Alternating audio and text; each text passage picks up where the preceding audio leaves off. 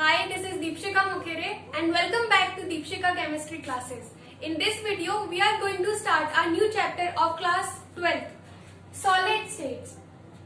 So, first, as we know what is matter, हम लोग पहले भी पढ़ चुके previous classes में what is matter, which has mass and occupies space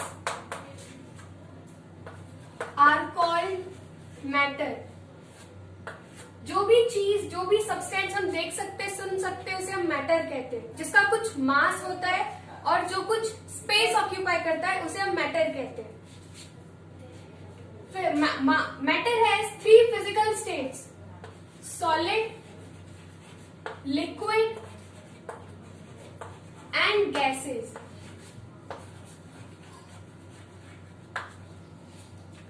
So there are 2 main factors which can decide whether it is a solid, liquid or gas.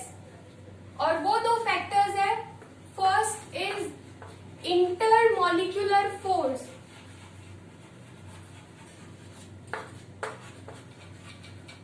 And the second one is thermal energy.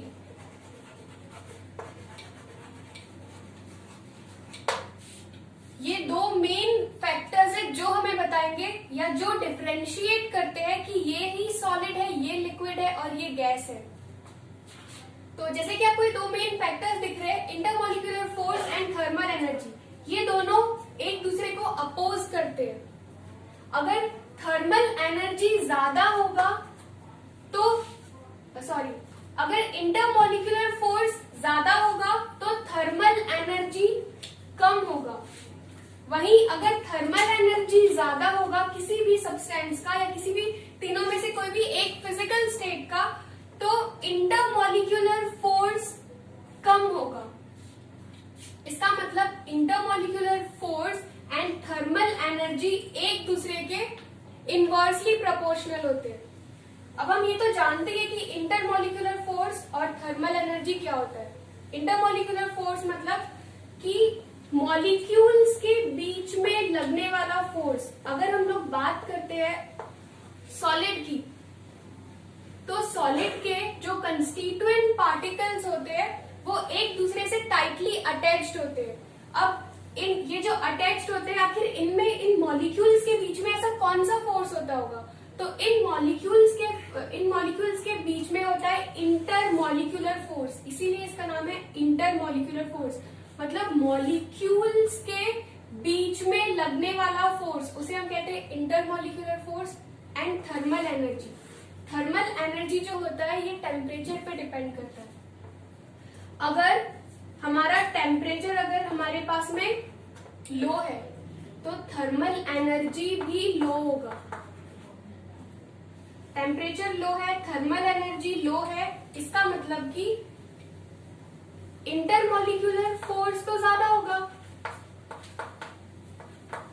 और intermolecular force हमेशा solids में ज्यादा होता है. इसका मतलब कि ये जो कंडीशन यहाँ पे बनी है ये सॉलिड की कंडीशन है, क्योंकि सॉलिड में टेम्परेचर लो होता है. आपने देखा होगा कि फ्रिज में जो हम लोग आइस जमाते हैं, आइस लो टेम्परेचर पे बनता है और यहाँ पर टेम्परेचर लो है. टेम्परेचर लो होने की वजह से जो पार्टिकल्स के बीच में जो एनर्जी होती है वो कम हो जाती है, जिसकी वजह से उसमें आ जाता है intermolecular force of attraction. Let's see some general characteristics of solid. First is they have definite shape and definite volume. Solids का जो शेप होता है और वॉल्यूम होता है वो फिक्स्ड होता है, उसे हम अपनी मर्जी से चेंज नहीं कर सकते. Intermolecular distances are short. Solids में इंटरमॉलिक्यूलर डिस्टेंस शॉर्ट होता है. ये दोनों पॉइंट हम एक साथ समझते हैं. इंटरमॉलिक्यूलर फोर्सेज आर स्ट्रॉन्ग और इंटरमॉलिक्यूलर फोर्स जो होता है वो स्ट्रॉन्ग होता है. अब देखते हैं कैसे. कुछ इस तरह से क्रिस्टल अरेंजमेंट होता है सॉलिड का.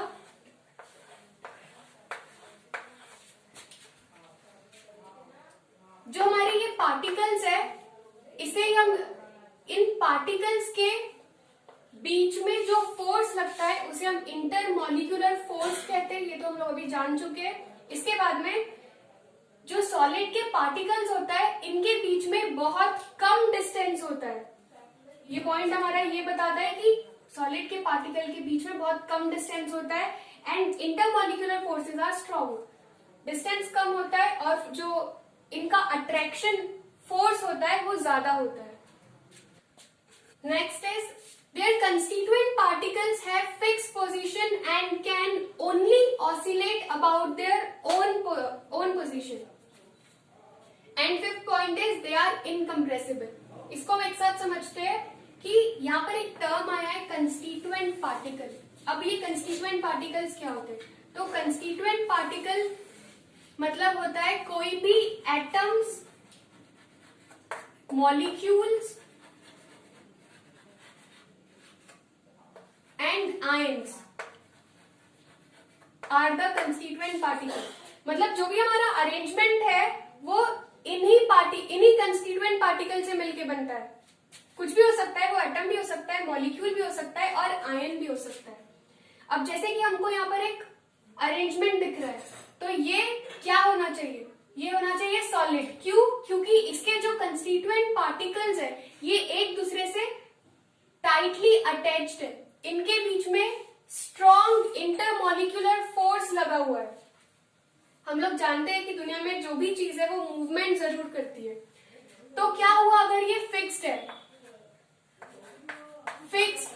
लेकिन ये वाइब्रेट करती है अपनी ही पोजीशन पे, ये मूव नहीं कर सकते क्योंकि इनके बीच में इंटरमॉलिक्यूलर फोर्स ज्यादा है, लेकिन अपनी ही पोजीशन पे वाइब्रेट जरूर करते हैं, जिसकी वजह से अगर हम इसे कंप्रेस करना चाहेंगे तो ये अपना शेप चेंज नहीं कर पाते क्योंकि ये स्ट्रॉन्गली होल्ड करके रखते हैं एक दूसरे को। If you like this video please like and subscribe. Thanks for watching.